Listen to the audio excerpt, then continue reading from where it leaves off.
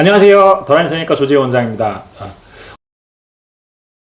오늘 제가 말씀드리려고 하는 내용은 이제 남성분들 지방 흡입에 대해서 조금 말씀드리려고 해요. 일단 남성분들은 이제 여성분들하고 가장 큰 차이가 뭐냐면 피하 지방이 적어요. 그래서 남자들은 내장 지방이 먼저 차고 그 다음에 피하 지방이 늘기 시작해요. 그러니까 사실은 남자분들이 피하 지방이 늘기 시작하는 거는 안 좋은 사인이에요. 그래서 여성분들은 피하 지방이 먼저 늘고 그리고 내장 지방이 늘기 시작합니다.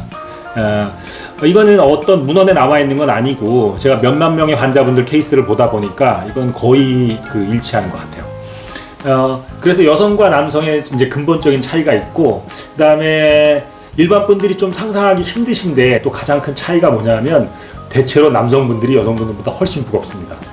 이게 별 차이 아닌 것 같죠? 근데 엄청난 차이예요. 실제로 수술을 할 때는. 왜냐하면 지방흡입 수술이라는 것은 환자의 포지션을 이렇게 바꾸고 돌리고 하기 때문에 이게 5kg, 10kg, 15kg 더 나가는 거에 따라서 수술의 난이도가 하늘과 땅 차이로 벌어져요. 그래서 단순하게 무게가 조금 더 나가는 게 얼마나 수술이 더 어려운가 이렇게 생각하실 수 있는데 남성분은 수술이 훨씬 더 어렵습니다. 그리고 수술의 목표가 조금 달라요. 남성하고 여성하고는요. 여성분들은 아주 이렇게 멋지고 유려한 커브를 만드는 쪽에 우리의 목표가 있다면 남성분들이 가장 많이 하는 부위는 복부거든요. 이제 뒷면에서 보면 역삼각형으로 그냥 탁 내려오는 거. 이제 쫙 파이는 게 아니라 골반까지 어깨에서부터 역삼각형으로 딱 내려오는 선. 이 선이 남성미를 강조하고 멋있는 그 선이 나오게 되는 거죠. 그리고 복부 전면부에서 보면 저는 충분한 양을 흡입해서 환자분이 운동을 조금 하셨을 때 복근이 착 비쳐 보이도록 하는 정도의 수술이 가장 좋은 것 같아요. 몇 년 전에 알프레도 호요라는 분이 있었어요. 원래 브라질 쪽계의 미국 의사인데 그 선생님이 막 복근 성형 막 쫙 하고 전 세계적으로 히트를 치기 시작했는데 그분이 이제 전 세계에서 많이 유명해진 거지 그 수술이 전혀 없었던 건 아니에요. 사실은 많은 선생님들이 이미 하고 있던 수술이었는데 그 선생님이 이제 하이 데피니션이라고 하는 용어를 쓰면서 전 세계로 퍼지게 됐거든요.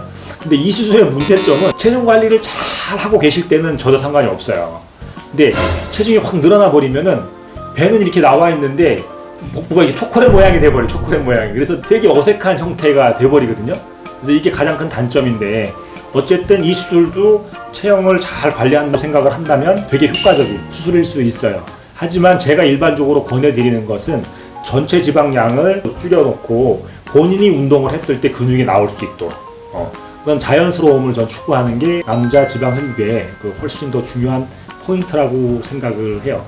그리고 요새는 체중이 많이 증가했다가 다이어트 하시는 분들이 많아서 이제 남성분들도 이 복부에 살이 처지는 분들이 많이 있습니다. 그래서 그런 분들 같은 경우에는 처진 부분만큼 아예 그냥 절개를 해서 또 좋은 결과를 얻을 수가 있어요. 남성분들이 많이 하는 두 번째 부위는 어디냐면 여성형 유방 쪽이에요. 남자한테 여성형 유방이 있죠. 여자한테 여성형 유방이 있는 거는 정상이에요. 그 남자한테 여성형 유방이 있는데 이 여성형 유방의 대부분은 지방이에요. 그래서 그것을 우리가 이제 좀 어려운 의학용어로 가성 여성형 유방이다 이렇게 얘기를 하는 거죠. 대부분이 지방이니까. 진짜 뭐 밀크를 만드는 그런 조직이 안에 있는 게 아니란 말이에요. 그래서 이런 경우에는 이쪽 부위를 여기 겨드랑이 쪽에서 여기 한 3mm 정도 상처를 통해서 가슴 쪽에 있는 지방을 어느 정도 흡입해주면 그냥 싹 좋아져요. 어떤 경우에는 모양을 다듬고 의도적으로 좀 남겨놓죠. 왜냐하면 남자는 대흉근, 팩토랄리스 메이저 대흉근이 조금 있는 게 좋으니까 일부러 좀 남겨놓는 경우도 있어요. 그리고 그와 달리 실질적으로 밀크를 만드는 조직이 좀 반톨만하게 크게 있으신 경우가 있는데 이 경우는 절개를 해서 제거해낼 수 있습니다. 그렇게 하면 깔끔하게 좋아지고 이 두 부위가 그 남성분들이 가장 많이 흡입하는 부위고요. 허벅지랑 팔 쪽은 남자분들은 거의 대부분 지방이 없어요. 제가 이제까지 남자 허벅지 흡입을 해본 경우가 2케이스 딱 해봤어요.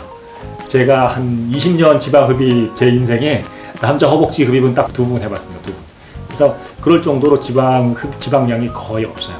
남성들의 그 지방 흡입의 특징 중에 하나는 지방 세포와 세포들 사이에 하는 연부 조직들이 있거든요. 커넥티브 티슈라고 하는 조직과 조직을 연결하는 또 다른 조직이 있는데 이 조직이 남성분들은 여성분들보다 월등히 튼튼해요.